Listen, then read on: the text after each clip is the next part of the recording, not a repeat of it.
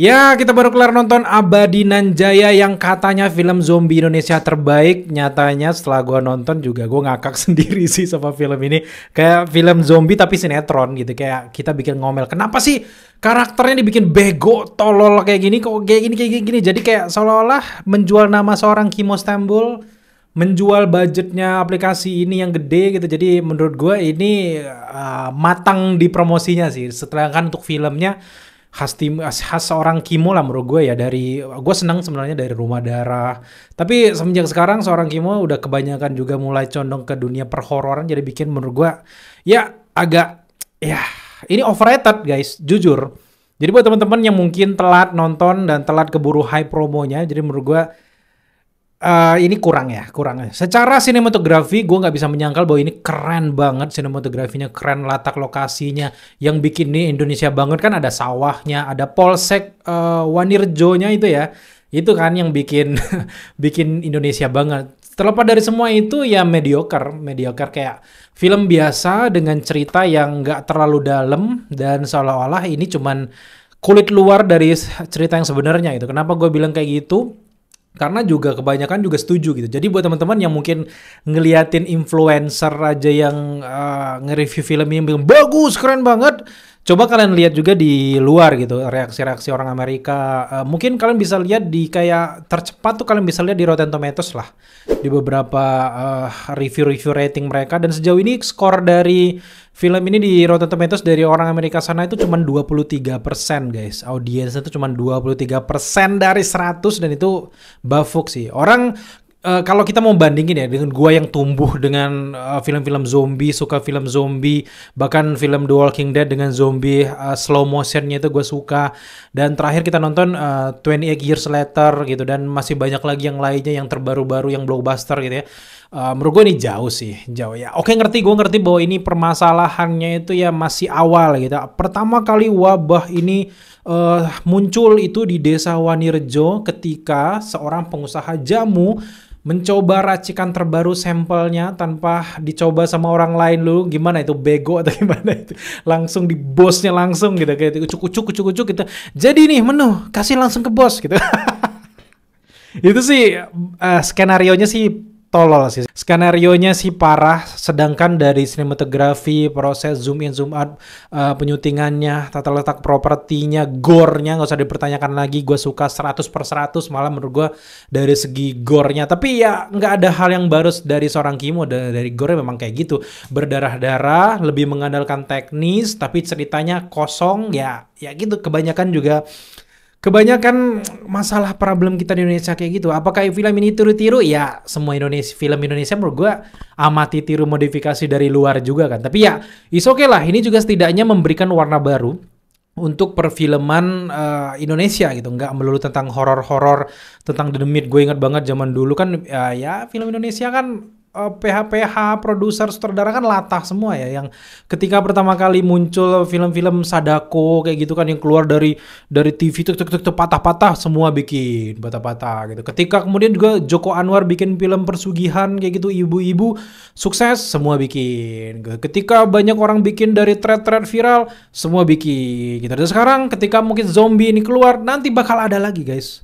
Ada lagi film-film Indonesia bikin zombie gitu. Nah, kita balik lagi ke film Abadi Nan Jaya ini. Yang gua nggak suka adalah dari awal itu babak pertama itu kan slow ceritanya. Kenapa nggak diceritakan dulu proses pembuatan jamunya, laboratoriumnya gimana mereka proses mengekstrak bahannya dari apa. Kalau mungkin orang-orang udah nonton kayak ya Cordyceps dan sebagainya kan ceritakan di Indonesia juga kan.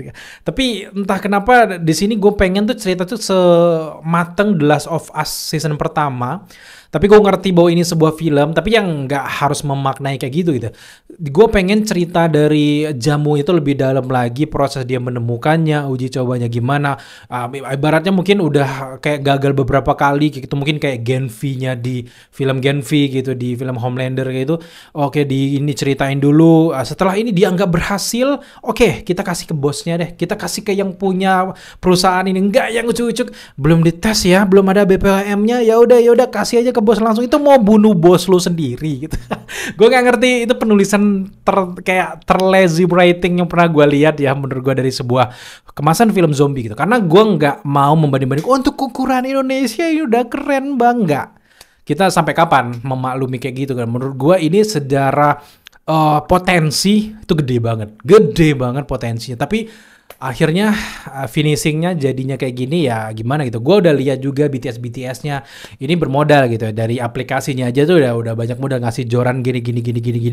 Dan kalian kalau mau ngakak mungkin nonton aja tuh beberapa komentar rating orang luar gitu, dan banyak juga yang bilang nggak cuma satu bahkan bilang bahwa ini film zombie terburuk yang pernah mereka tonton kayak gitu. Dan ya kita harus buka mata lebar-lebar, nggak boleh asal tidak mencintai film produk lokal ya, nggak kayak gitu, supaya ini berimbang lah gitu, nggak cuma review dalam tanda kutip lainnya yang bilang bagus, harus ada juga review yang mungkin menurut gue jujur dari pandangan kita pribadi gitu. Jadi ya menurut gue film ini jauh dari kata sempurna, tapi apakah ini inovasi baru untuk genre Indonesia yang horor melulu? Ya, ini adalah usaha yang bagus banget gitu. Tapi kita balik lagi ke filmnya, teknisnya menurut gue dari chemistry antar karakter agak kurang menurut gue. Meskipun memang diceritakan di awal-awal si Clarissa Taufan ada hubungan sama si abang-abang Helode itu kan. Kemudian juga ya akhirnya meninggal kayak gitu. Itu dibikin pengen kayak ya banyak banget ya scene-scene luar yang kayak gitu. Tapi nggak ngena gitu. Yang aku cinta kamu, tenggelam dalam zombie gitu.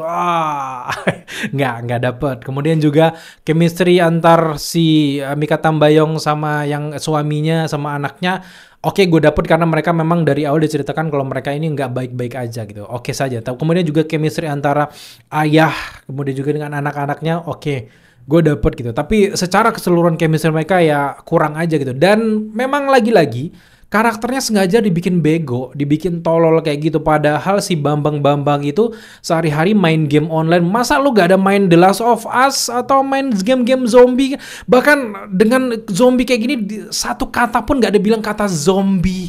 Cuman bilang ini kesurupan ya.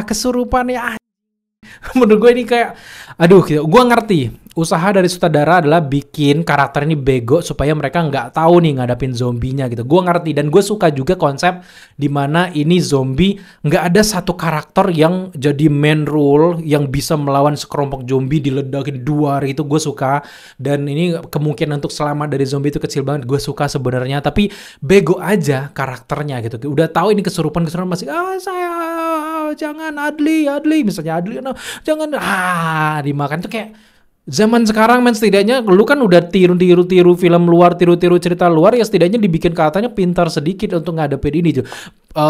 Tembakan ke banyak segala kayak bom mungkin ada di polsek itu nggak digunain kayak gitu, cuman kayak tameng gitu.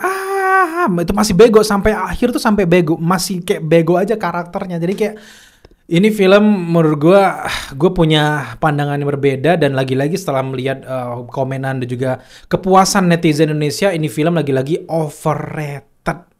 Terlalu dipuja-puja, padahal kekurangannya sana-sini tuh banyak gitu. Tapi kita ngomongin teknis penyambilan gambar, berani ini nih. Innova 2025 itu ya, berani ditabrakan itu sebenarnya kalau kita mikir Indonesia, wow udah bermodal banget gitu. Padahal kalau di luar biasa aja gitu. Dan ya menurut gue teknis di sini masih banyak harus perbaiki, dan gue pikir ini adalah peaknya si Kimo Stambul, dan ini adalah film yang kita tahu karya dari Kimo Stambul yang cuma Killer, kemudian Rumah Darah yang lainnya. Gue nggak nonton Ratu Ilmu Hitam ya, tapi kayak oke lah gitu, seorang Kimo yang berdarah. Tetap ada sebenarnya ciri khasnya, tapi gue nggak expect bahwa karya Kimo yang satu ini tuh nggak sesuai ekspektasi gue gitu. Kayak wah gue bakal punya ini bla bla bla bla, ternyata ya downgrade. Lagi-lagi gue mau bilang bahwa ini film downgrade. Jadi ini nggak memuaskan sama sekali. Tapi gue sarankan buat teman-teman yang pengen puas nonton ini, lupakan dulu film-film zombie yang pernah kalian tonton, game-game zombie yang pernah kalian tonton, yang karakternya survival, yang karakternya yang jenius gitu, yang udah tahu hujan gitu ya. Oh ya kita hujan waktunya berlari gitu. Udah tahu kalau ditusuk kepala dia mati, ya kenapa nggak dicari kepalanya gitu? Ini nyakar-nyakar. Udah nggak zaman, ini tahun 2025. Apalagi lu berani-berani rilis di aplikasi itu yang notabene-nya tuh dinikmati oleh seluruh negara. Ya setidaknya bikin cerita yang bener-bener bagus kayak gitu, dan lebih luas lagi, dan endingnya tuh pun ketebak banget bahwa ada satu zombie yang ketinggalan, kemudian juga ada karakter yang ini tiba-tiba selamat tapi ternyata nggak selamat, ada tiba-tiba jamunya ini dimakan sama orang, udah ketebak. Itu mediocre dan template banget untuk ceritanya bro. Jadi dengan semua itu, dengan teknis itu, gue nggak akan bahas terlalu banyak juga. Jadi cukup gue kasih review untuk film Abadi Nan Jaya ini ada di angka 6/10. Itu karena memang ini film Indonesia dan gue orang Indonesia. Kalau gue orang Barat pasti gue kasih skor 3/10 ya. Tapi karena gue orang Indonesia, melihat kemajuan standarisasi kita masih di bawah gitu ya. Mohon maaf, bukan menyepelekan standar kita tuh kalau dibandingkan Hollywood ya masih segini lah gitu. Setidaknya gue ngasih skor dengan bangga, dan juga dengan lagu yang Abadi Nan Jaya di akhir Indonesia Pusaka ya, tiba-tiba itu. Jadi gue memberikan skor di 6/10. Oh, sekali lagi scoring juga cukup menarik dari awal sampai akhir, dung dung dung dung dung dung dung dung dung. Gue suka banget. Buat teman-teman yang mungkin keganggu dengan Indonesia Pusakanya, gue enggak. Justru ini sebuah langkah yang menurut gue cukup cerdas, sesuai dengan judulnya Abadi Nan Jaya, dan juga bukan cuman ini gila mabuk tentang karya Indonesia, enggak, tapi ini kayak bikin gebrakan baru untuk ending lagunya gitu. Jadi kita ingat-ingat terus gitu. Jadi ya lagi-lagi scoring gak ada masalah, sinematografi gak ada masalah, cuman di ceritanya aja, penulis skenario-nya aja yang menurut gue yang agak gimana gitu. Ya udah, dengan 6/10 menurut gue film ini cukup rekomendasi untuk kalian lirik-lirik, tapi nggak yang bisa gue janjikan kalian nikmatin banget gitu ya. Oke, thank you teman-teman udah menyaksikan review kita kali ini. Kalau kalian punya pendapat berbeda, silahkan kalian tambahkan juga pendapat kalian di kolom komentar di bawah, karena kolom komentar kita bebas, nggak ada yang dihapus-hapus, nggak ada yang apa-apa. Silahkan kalian komen sepuas kalian. Sampai jumpa di video review selanjutnya.